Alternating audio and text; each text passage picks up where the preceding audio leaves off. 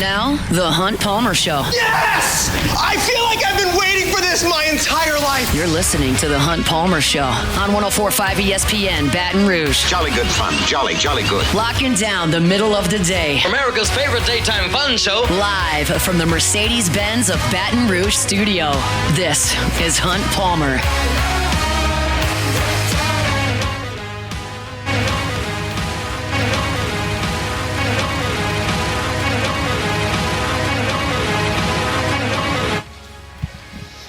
Welcome in. Hunt Palmer coming to you not from the Mercedes-Benz of Baton Rouge studio downtown in the capital city, but here in Atlanta, Georgia, inside the College Football Hall of Fame. It's SEC Media Days 2025. Our coverage brought to you by Parish Construction and Roofing. Sign up for your chance to win $10,000 at parishbuilt.com. Also presented by Rev and Relief Windows. Fired up to be here for the next couple of hours. We've got a lot of LSU stuff to get to today. We're going to get to the entirety of the conference over the next 4 days, but a lot of LSU to get to today. I chatted with Brian Kelly a little bit earlier before they headed out, so we'll hear that sound a little bit later. Garrett Nussmeier, Chris Hilton, Whit Weeks, the LSU players that were represented here this morning, and we spoke with all of them. So we'll have a chance to hear some sound from all of those guys. They were first up. They were first out of the gate at 8:30 this morning, so they have wrapped up their obligations. And it's kind of a weird deal that we're sitting here on the front end. This is the first segment I've done from Radio Row, and LSU's coverage portion is done. But we're going to have a lot of fun over the next 4 days. We're going to have a lot of fun over the next 2 hours. Appreciate you locking us in here on 104.5 ESPN Baton Rouge. Jacob Beck and Cassie Spazzali are back there on the ones and twos. Let's get things started the way we do every single day with our Genesis opening drive. It's time for Hunt's opening drive, presented by Genesis of Baton Rouge. Let's get off and running here. I have not been to SEC Media Days since 2013. It has been 12 years since I was at Media Days. That one was where they used to all be, over at Birmingham at the Winfrey Hotel there in Hoover. And I was comfortable with that setup. You had Radio Row that was there in the hallway, and then you had the big ballrooms upstairs. And I kind of had the flow of that figured out. This is a little different ball game. I've gotten lost a couple times. Rivers has to come down and find me and shepherd me where I need to go, but we got where we needed to be, and we are here in a really cool setting, and it's going to be a really fun week. And so a lot of buzz around LSU today, and that's something that I certainly did expect.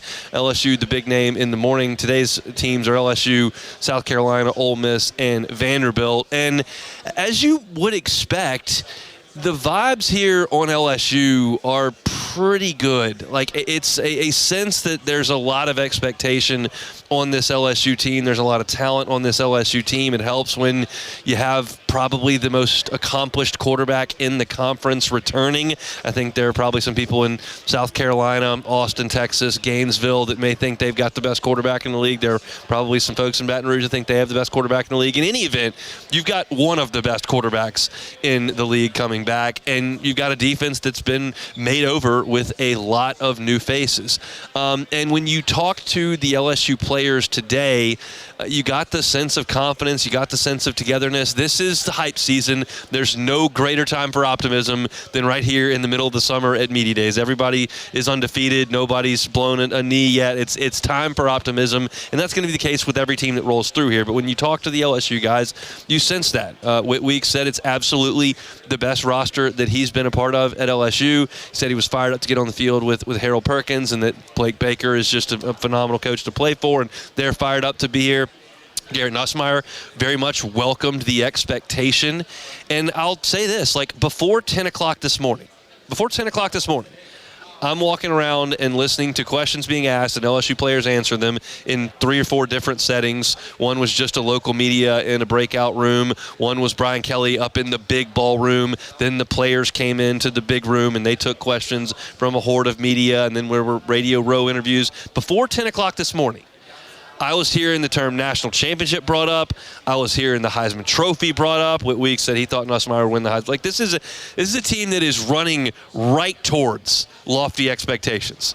And that run towards those lofty expectations runs right through Clemson, South Carolina. And in some of the sounds you're going to hear a little bit later on in the show, you will hear these guys talk about the Clemson game.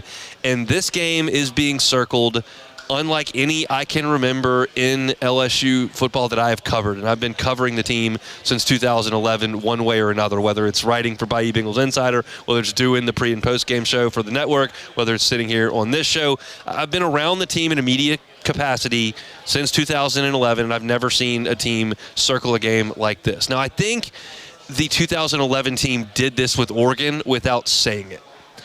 The difference is this team is saying it. They are talking about Clemson. They are talking about the fact that there is there are Clemson paw prints in the weight room.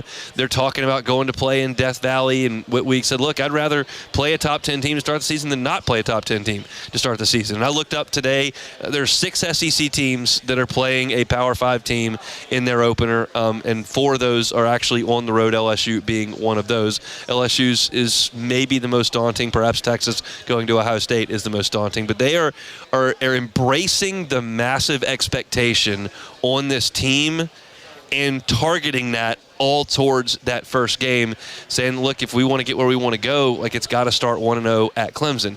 We all know that's not literally the case. Like, you can lose that game and then move forward and have a productive season. You've just got to walk a tightrope for 4 months, and that's really, really difficult to do. So I thought that it was obvious to bring Garrett Nussmeier, and I thought he did a great job with the media.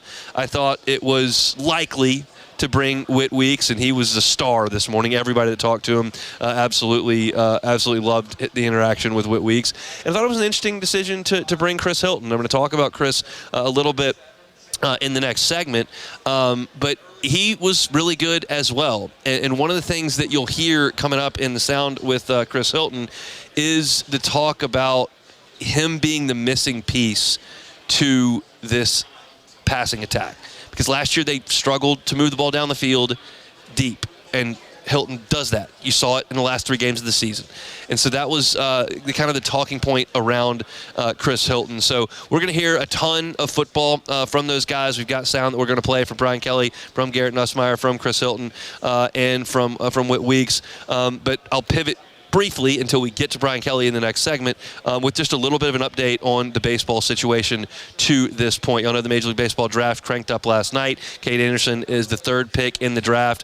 He was selected by the Seattle Mariners, but I think most people are just locked in on the LSU signing class at this point. I want to make sure that I don't miss anything because it's literally happening right now. Okay, no signees have gone in the last 7 minutes since I picked up this show. But as far as the signing class goes, you have lost Brady Ebel, Jaden Foskey, Briggs McKenzie, Dean Moss, Landon Hodge, Miguel Syme Jr., and Quentin Young. These are all guys, when I laid out my thoughts on this LSU baseball signing class, that I had as either definite departures or likely departures. You still have not lost a couple of big-time pieces to this class. Talking about William Patrick, an outfielder from St. Fred's up in Monroe. He has not been picked. Marcus Paz, who's a fireballing right-handed pitcher, coming off Tommy John surgery. He's a high school junior. He's from Texas, and he has not been picked either. River Hamilton, big, strong right-handed pitcher, has not been picked and is potentially going to end up at LSU. You already knew that Omar Cerna and Reagan Ricken have withdrawn their names from the MLB draft. So you still have Mason Braun and Ethan Kloss are infielders in this class that have really high upside. So while it looks like LSU, from a baseball perspective, is just getting hammered by the draft because you've had 7 signees being taken, the only one that's been taken that I thought you had a reasonable chance to get, even though I thought it was less than 50-50, was Briggs McKenzie, the left-handed pitcher from the East Coast.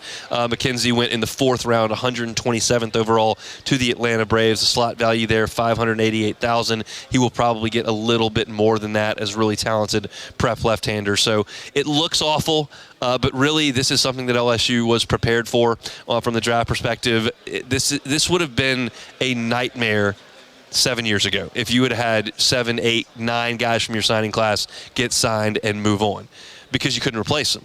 Now you can. The transfer portal is right there for you to go in and replenish your roster however you see fit. And so you're trying to add high-end players in this class. LSU will add high-end players in this class.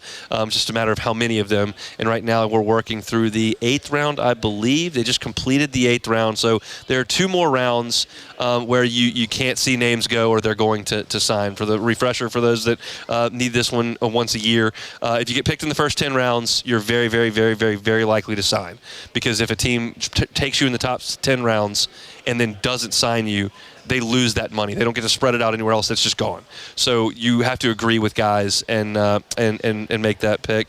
There's its first pick in the 9th round, Riley Eichhoff from Coastal Carolina, interestingly enough, senior sign there for the White Sox. But 2 more rounds to go for LSU to kind of get a little bit closer to out of the woods with some of these high school signees. But it's okay that you've lost 7. I think the signing class is still in pretty good shape to this point. So that's a brief hit on baseball. Today also taken in the draft, Daniel Dickinson was selected by the Milwaukee Brewers. So he will start his professional career, and big hat tip to Daniel Dickinson. Of course, Ethan Fry went last night along with Chase Shores and Anthony Ianson and Cade Anderson. Really, really busy MLB draft for LSU to this point from a player perspective and from a prospect perspective. If you'd like to keep up with that, you can over at LouisianaSports.net. I've got a live tracker that's been up to date. I know a lot of y'all have been checking that out. So if you just want a refresher on what's going on instead of trying to sift through the draft on MLB.com, just go to LouisianaSports.net. I've got it all right there for you on the front page, and you can check that out for free. All right, we're going to make sure that the sound that we sent over is there, and then we're going to get to it in the next segment. My goal is to play Brian Kelly in the next segment. If we don't have that, we'll pivot to some talk from Chris Hilton and Garrett Nussmeier about Chris Hilton, because there's a real sense that Hilton could be a breakout guy on this team, and I want to flesh that out a little bit. So we'll do that coming back on this Monday edition of the Hunt Palmer Show. The Hunt Palmer Show. Genesis of Baton Rouge. GenesisofBatonRouge.com is that website. Every car that is on the lot is online at GenesisofBatonRouge.com. Whether you're looking at the entry level or the highest end vehicle at Genesis, whether you're looking at the sedan or the SUV, everything in between. Every single model in the line of Genesis vehicles got an IHA top safety pick. All of them. So you know when you get behind the wheel of Genesis, not only is it stylish, sleek, comfortable, has all the technical features that you're looking for, it's also one of the safest cars on the road. When you're in the market for a new vehicle, safety is always, always, always important, and they know that at Genesis. They will take care of you there. Go check out the dealership. It's the Airline at Pico across from Women's Hospital. Phenomenal facility, phenomenal people, and one of the safest brands of vehicles on the road. It's Genesis of Baton Rouge. Invite you to check out the website, GenesisofBatonRouge.com, GenesisofBatonRouge.com. Live from the 2025 SEC Football Media Days, powered by Parish Construction and Roofing. Enter now for your chance to win $10,000 cash at parishbuilt.com. Our coverage is also presented by Rev and Relief Windows.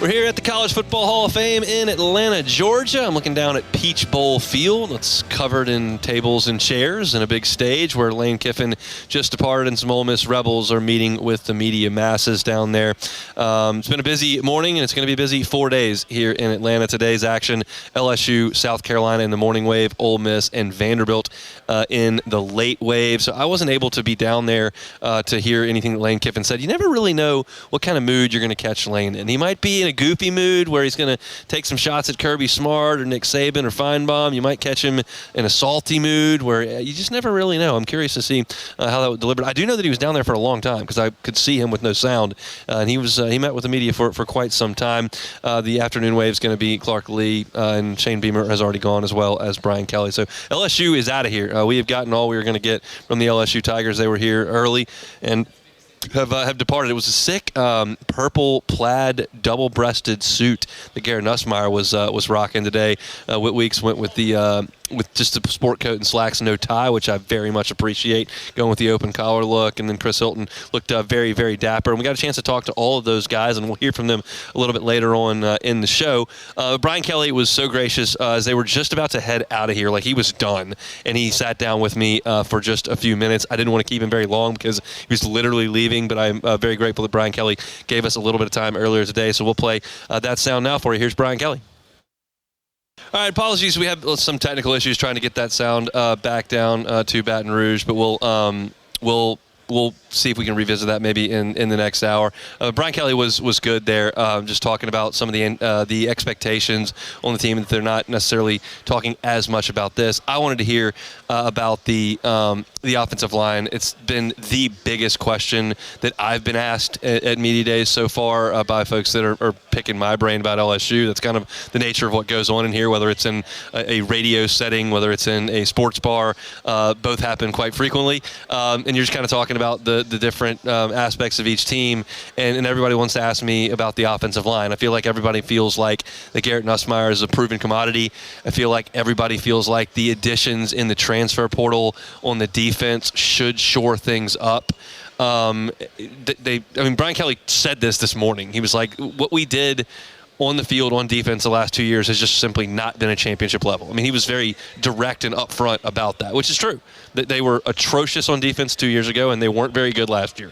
Like, I think the fact that they were so bad 2 years ago kind of camouflages the fact that they were not very good last year. Like, they got a couple fourth down stops against Ole Miss. They got a couple turnovers against South Carolina. They did a good job before Marcel Reed came in against Texas A&M, but they couldn't get to DJ Lagway on one leg in Gainesville. And I think you would look at that and say, well, they made a step forward because they were so atrocious in 2023. But the fact of the matter is that if you're grading this on a championship curve, which LSU is certainly grading this on a championship curve, then you're not even close as far as the defense last year. And Brian Kelly said that this morning. It's like, that's not going to get it. And so I think the feeling is, for most people, the amount of additions that they brought in are going to help that. The question is, what about the offensive line? And as Brian Kelly told me sitting right here, he's like, I mean, we knew we were going to lose 4 guys, so we went out and added 2 transfers. And one of the things that he really likes about both Braylon Moore, but more so Josh Thompson, is that they have some positional versatility. Like, Moore is going to play center in all likelihood, but also Thompson is brought here to play guard if Weston Davis can hold down the tackle spot. And if he can't hold down the tackle spot, then you bump Thompson out and he plays tackle like he did at Northwestern, and you maybe fill in with Paul Mabenga at guard, or maybe Bo Bordelon at guard. So they have a plan, but I don't how that plan manifests is quite literally going to be a huge component to whether or not LSU is a championship level football team. And that kind of goes back to how I opened the show, right? I opened the show talking about the expectation around here and the buzz around LSU and what the talking points are. And that word, championship, comes up a lot. It came out of Garrett Nussmeier's mouth this morning. It came out of Whit Weeks this morning. It just did. And they've talked about it a lot. And that's the first question I asked Brian Kelly. So I think we've got that sound now. Beck's telling me that we do have it. So let's toss this to Brian Kelly and see if we can finish that conversation I had a little bit earlier.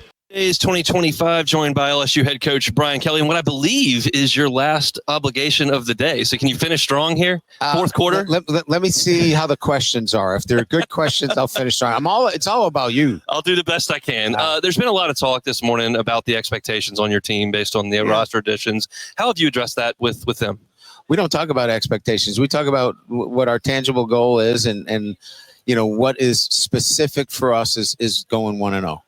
And beating Clemson. So all of our workouts, everything has been single-minded and focused on beating the opponent that we play in game 1. And that happens to be a really good one in Clemson. It does. I'm curious. You talked about the redecorating the weight room with the tiger paws and all that kind of stuff. I mean, is there anything material on the field that you will do differently? You've been at this a long time. Yeah. I mean, I think I've asked Jake Flint, and he's done a tremendous job of reminding them in all of our runs what we're doing here. What is this training for? And this training is to be your best when you play Clemson. So running through the line, doing all the extraordinary things that you need to do to develop yourself and be better is about beating Clemson. A lot of folks are talking to us about LSU, being that we cover LSU, and one of the first questions we get is on offensive line.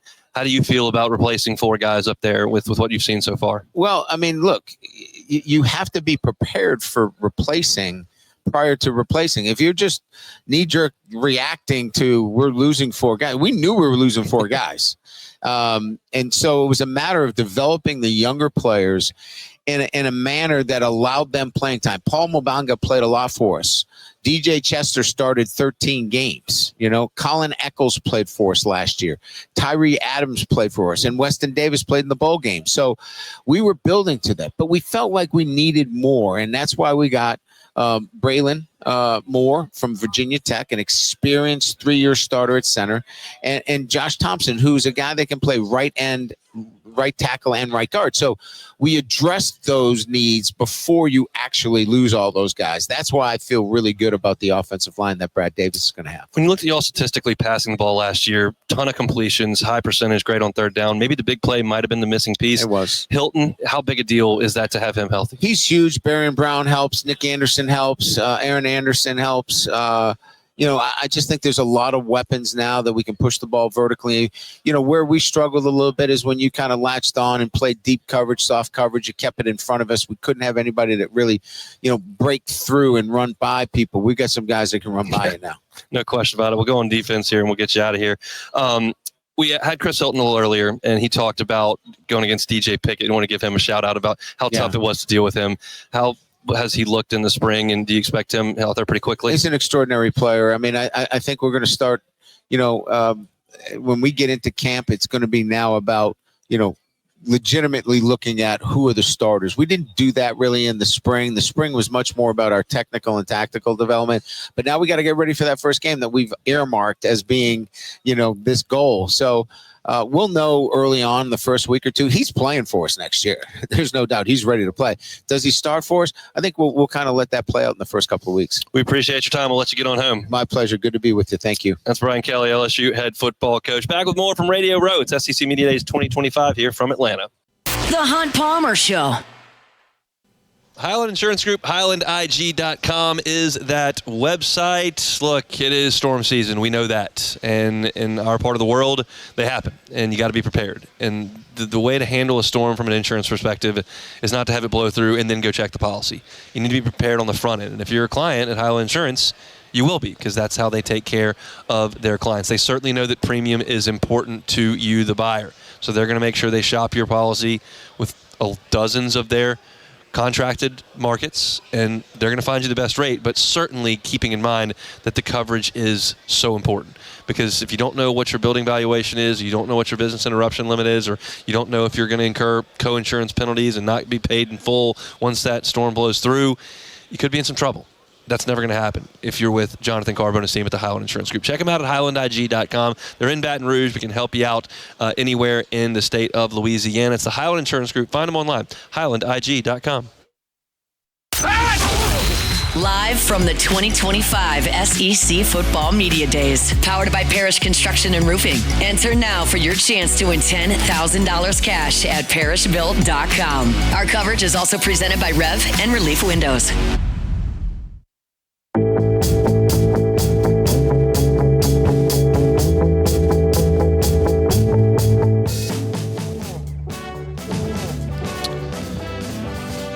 Here in Atlanta, SEC Football Media Days 2025. Again, thanks to Brian Kelly for taking a little bit of time here, as you heard in that previous segment. Coach did not have to do that, not on his schedule. He had just completed 965,000 interviews over the course of about 4 hours, and he gave us 5 minutes there at the end, which we certainly did appreciate. Part of those interviews that I was mentioning there were conducted by the local media at the beginning of the day.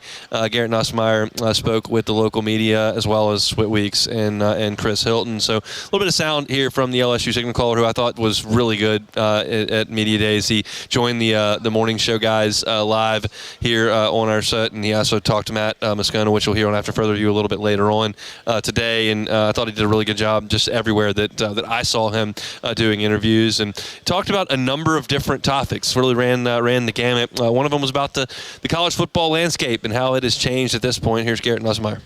The landscape of college football has changed a little bit. Obviously it's turned into more of a pro model. So I think Coach Kelly and everybody upstairs have done an unbelievable job just adapting and getting ahead of the times. I think that our program in general, everybody's bought in to what the expectations are, not just us. Not just the players. It's coming from the entire staff. It's coming from the training room all the way up top to Coach Kelly.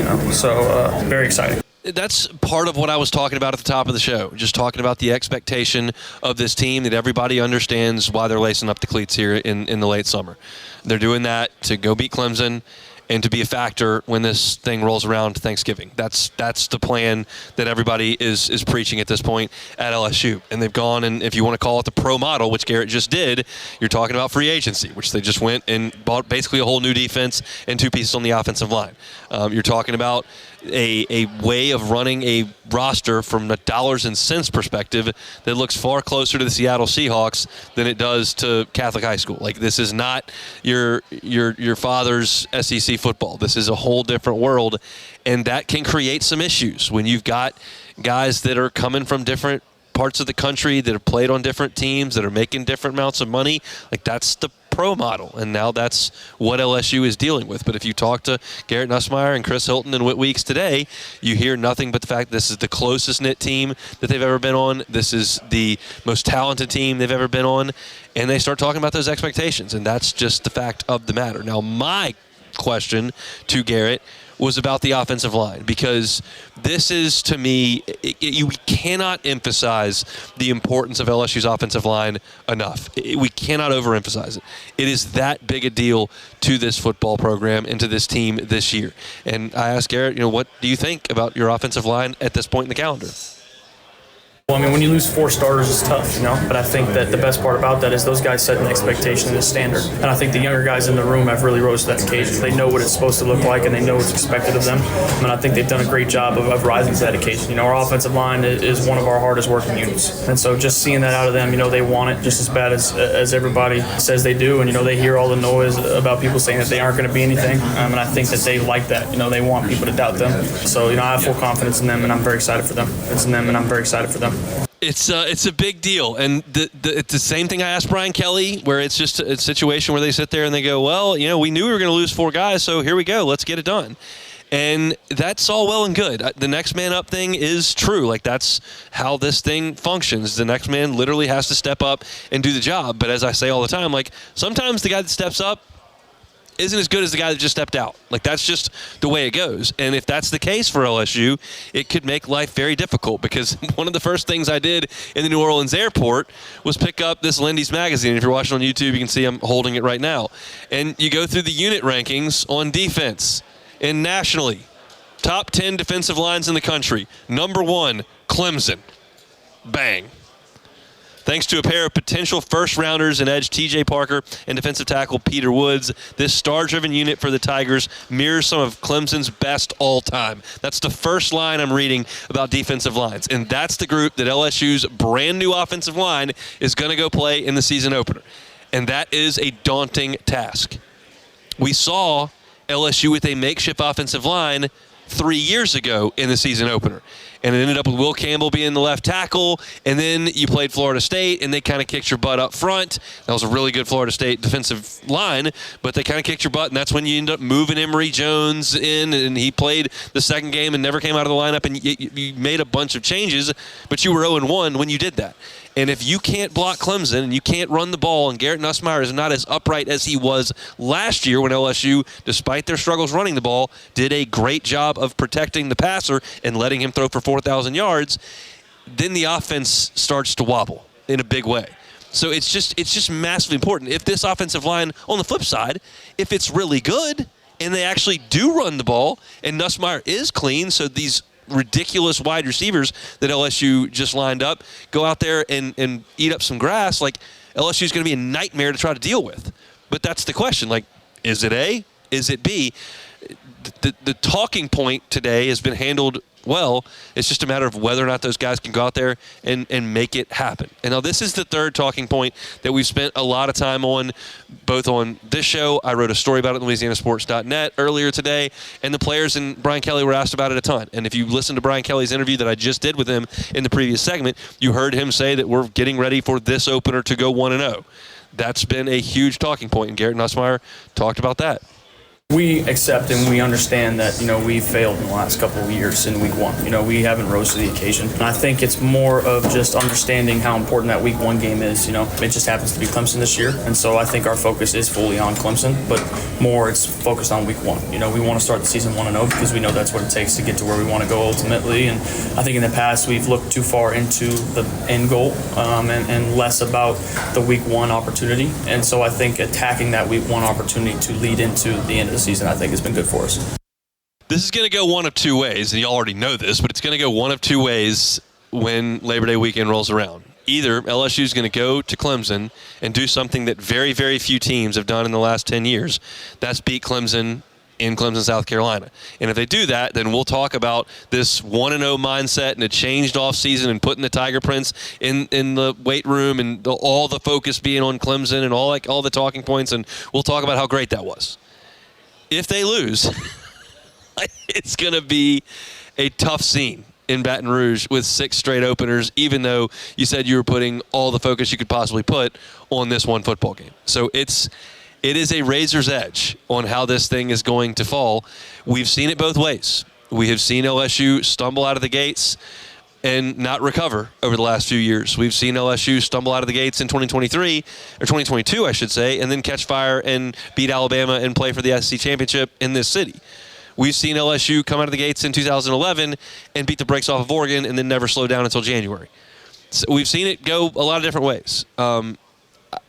It's a tough assignment, but it's one that a lot of people feel like this LSU team is ready for. And Garrett Nussmeier is certainly one of those, and he's one of the reasons why people feel the way they do about this LSU team, because he's as proven a commodity as there is in the sport at the most important position in that sport. So that's a little Garrett Nussmeier there on this Monday. Hope your work week is off to a good start. Let's pivot briefly here and tell you about a couple things that have happened in the Major League Baseball draft. A couple of LSU Tigers off the board in the 9th round. Jared Jones, a 9th round selection of the Pittsburgh Pirates. Jacob Myers, a 9th round selection of the Minnesota Twins. Jared Jones leaves LSU as a 2-time national champion, number 3 on the all-time home run list, number 1 on the all-time home run list of those who played just 3 seasons in Baton Rouge, and now he's a 9th round selection. Slot value at that spot is in the neighborhood of $205,000. So hopefully Jared Jones can get a few nickels from the Pirates, and maybe he can join Paul Skeens in the show here in the coming years. For Jacob Myers, I'm surprised he lasted until the 9th round, to be quite honest. That's a guy that I kind of pegged as a 4th or 5th round pick because of the massive upside that you're dealing with. You're talking about a guy in Myers that gave up 4 hits on the season. 4 hits on the season in 15 innings of work. They just don't hit him when he throws it in the strike zone. But we know that strikes were an issue. The 2 years he was a starting pitcher at Nichols, he led the nation in walks both years.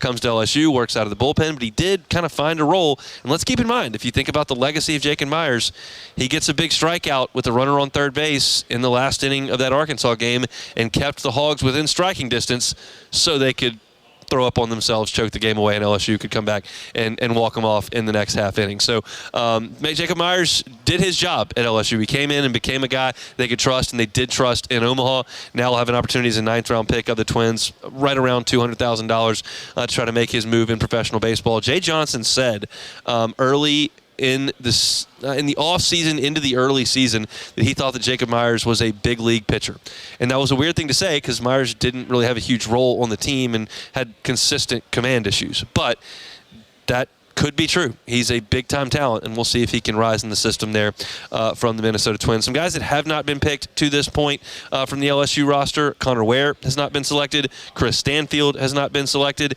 Jaden Newt has not been selected. Zach Cowan has not been selected. All of those guys have the opportunity to come back to school if they would like.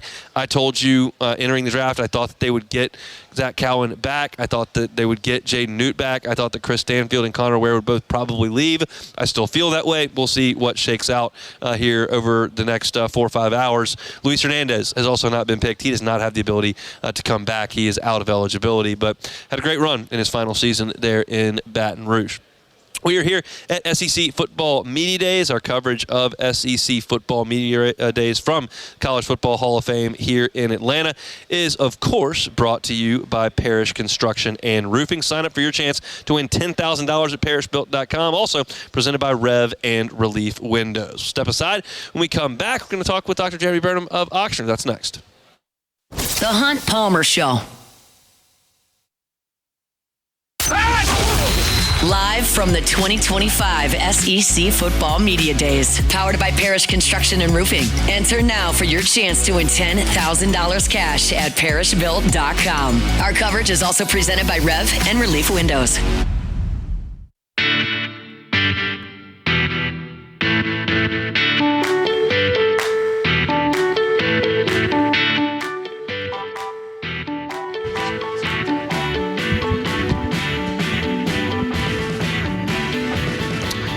It was interesting walking into the hotel lobby. There's a bar in there that we got some dinner at last night, and I'm just looking around, and it's my Twitter feed it's my Twitter feed coming to life. That's basically what that bar is. It's just all these SEC sports writers that you get information from all over the region, and they're all just confined to one spot. And now we're all here for the next couple of days for SEC Football Media Days 2025. Certainly a very, very highly anticipated season, and it's going to be a great week. We're fired up to be here, and we appreciate our sponsors for making that very, very possible. It's, of course, Parish Construction and Roofing. Shout out to the folks at Rev as well. We'll be here until Thursday. Morning show got things started today. They'll be on every morning. Jake and Flynn had Garrett Nussmeier on this morning. Matt's going to have Garrett Nussmeier as well as Chris Hilton on as well later on today. And so we've got folks walking all over the place, and we're going to get Chris Marlowe here in the second hour to talk a little bit of South Carolina Gamecocks, because that's a team that is interesting to talk about, because Lenora Sellers comes back as kind of the face. He kind of took college football by storm there late, took out Clemson there in Clemson, South Carolina, and he's the face of that team now. But you lose a lot off of that defense that was so good last year. You still have Dylan Stewart, who's great, but you lose the rest of your defensive front, which is a big deal. And who are the weapons on South Carolina on the outside? Like, do you buy into Nick Harbor being a star? Like, he looks like it. He's 6'7" and runs track, and he's an incredibly athlete. Like, he checks every physical box that you could possibly check, but he hasn't really done anything. So it's one of those deals where it's potential until it's realized, and at this point it has not been realized. So I'm curious about South Carolina, and they'll make a trip to Tiger Stadium, so we'll talk to Chris Marlowe in the second hour about the Gamecocks. Plenty to do in that hour. I want to talk about Ole Miss as well. LSU will play Ole Miss, and LSU plays Vanderbilt as well. Diego Pavia is here today wearing a bow tie. Had a monster year last year and is back for one more year, so we'll talk about all those teams in our second hour today. Now it's time for Sports Health, presented by Oxnard Andrews Orthopedics and Sports Medicine. Time now to welcome into the show Dr. Jeremy Burnham from Oxnard. Dr. Burnham, thanks for the time. How are you today? Hey, I'm doing great. Good afternoon. I hope everything's going well there. Everything's going awesome. It's the unofficial kind of start of football season. It is talking season, and it's a lot of fun, and we appreciate you jumping aboard for us here here on this Monday. Summer's kind of winding down a little bit. We're getting close to football practices beginning in August, whether it's college like we're talking about here on the high school field. And you were talking to me earlier about some of the things that you can potentially do to help get in front of potential injuries as football, which has got to be among the most injuries that y'all see as you get closer to the fall.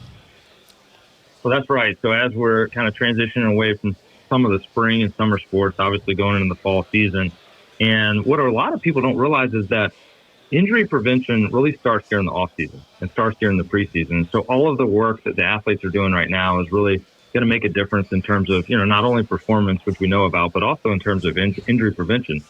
The better in shape you are, the better you're moving, the more prepared you are, the lower your risk of injury. I think that strength and conditioning is a huge part of that. Obviously, there's a lot of time that goes in behind the scenes in the weight room with these athletes leading into the season. So this is really the crucial part. We have a great performance training group here called Oshner Performance Training, actually, that works with athletes, of all skill levels, all the way from professional athletes to, elementary athletes, that is working to help try to get them better from a performance standpoint, but also help to lower the risk of getting injured during the season. Stretching is something that we've also talked about as well that people just don't tend to do, especially young folks that just kind of take things for granted. Is that something that y'all try to emphasize? Yeah, I think that the older you get, the more you appreciate how important the routine is ahead of time. And so it is hard to get young people to buy into that. But I think it's warming up, just getting the blood flowing. I think we've all seen the elite, athletes, elite pitchers out there, the routine that they go through before they go pitch a game, right? And so I try to work with my young athletes and just say, hey, if it's okay for them to do, I think it's okay for us to do too. And so really putting that time into it, we call it kind of housekeeping, right? Just getting the required stuff done. It's all about consistency. It's not about having some big heroic effort of stretching or warming up or training ahead of time. It's just consistently doing that every day. I always want to give you an opportunity to talk about what's going on in Elite and let people know, because it is so new, that it is walk-in available and y'all are open. So if you could just refresh everybody's memory on what's going on over there. Yeah, thanks, Hunt. So we have a walk-in clinic here. It's open 7 days a week. It's 5444 Burbank. It's at the corner of Burbank and Lee. You don't have to have an appointment. If you have something that's aching or acute injury, you need to get it checked out and your schedule just happens to open up, you can come over here. We have Oshner Performance Training on site. You can go to performance.oshner.org, check out those options. They give you a week free trial. So if you want to sign up, if you're not sure, you can try it out for a week and see. We have just a great team. Peyton Thomas is our local leader here. Patrick Cook was a physical therapist in town for many, many years, worked with high-level athletes. He's now overseeing all of our musculoskeletal services and also our performance training. And they've really got them locked in on the science of performance and the science of injury prevention. That's all here at Elite, working with Elite Training Academy, 2 turf football fields, indoor turf football field, weight room, all of those types of things for you to come train and rehab over here. That is awesome. Hey, next time we talk in 2 weeks, LSU will be on the practice field. The Saints will be on the practice field. High schools will be about to crank up. So it's getting to be an exciting time and certainly going to be a busy one for y'all. So we appreciate some time on this Monday. Absolutely. It's getting close. So look forward to talking to you then. Awesome. It is getting close. That's Dr. Jeremy Burnham from Oshner. Always appreciate him for giving us a little bit of time every other Monday. We are here at SEC Football Media Days and also keeping an eye on the Major League Baseball draft. I've dipped in a couple of times to catch y'all up on what's going on. I certainly have to do the same thing myself. I mentioned in the previous segment that Jacob Myers and Jared Jones were off the board in the 9th round. They are one pick away from closing out the 9th round, and LSU has not to this point had a signee taken in the last 3 rounds. So right now you're still holding fairly strong with that high school signing class. You got hit hard in the early rounds with Brady Ebel and Jaden Fauske, Dean Moss. They all went. Then the first pick today in the 4th round, literally the first pick out of the gate, was Landon Hodge, the high school catcher. It was taken by the White Sox, number 106. And then Briggs McKenzie followed later in the 4th round. Thought they had a chance to get Briggs McKenzie to campus, talented left-hander, but the Braves took him there at number 127. And then you look at what's left. You've got Jonah Ace, who's a left-handed pitcher, who you feel like has a good chance to get to campus. Mason Braun, a really good hitter who plays first base, left-hander from South Bend, Indiana. He has not been picked either. Ethan Kloss, who is a really good shortstop in this class. You pair him with Jack Ruckert from Catholic High. That's 2 really quality infielders that you're going to add in this class if they don't get selected. And then William Patrick is probably the biggest draft risk alongside River Hamilton. But if you're talking about offensive players, William Patrick from Monroe, St. Fred's High School, has not been selected to this point. And that's a guy that is incredibly toolsy and incredibly athletic. And if you can get him through the draft, that'd be a big win for LSU. And then Marcus Paz, who is a right-handed pitcher from Texas, he has not been picked either. The report from Kylie McDaniel on ESPN was that he's going to be a difficult guy to sign away from LSU. It appears that that is coming to fruition as we complete the 9th round. Those two guys are huge names in this signing class. You would really like to get them. Two guys that I didn't mention earlier that have been taken. Miguel Syme was taken with an 111th pick. He's a fireball and 100-mile-an-hour fastball from New York. And then Quentin Young was never going to come. He was the 54th pick of the draft for the Minnesota Twins. He's going to make a lot of money at that spot. 6'6", MLB pedigree, so was never going to be a guy that LSU was going to get to campus. So right now, signing class has been picked on a little bit, but it's still holding strong at the back end, and you haven't had any signees here in the last hour or so. So I'll continue to update you as we move through the draft. It's been going on since 11:30 Eastern time this morning, and it'll continue into the late afternoon hours. I'll keep you posted on all of that as we continue to move forward here from Radio Row in Atlanta. We got a lot to do in hour number 2. I want to talk about South Carolina. I want to talk about Ole Miss. I want to talk about Vanderbilt. It's one of those days where LSU plays all 3 teams that are here with the Tigers, so they're going to be worth talking, and we will certainly do that when we come back on the other side of SportsCenter. We'll get you caught up on some national headlines. And we'll have our second hour for Radio Row here in Atlanta. We're at SEC Football Media Days 2025, and we'll see you after SportsCenter. The Hunt Palmer Show.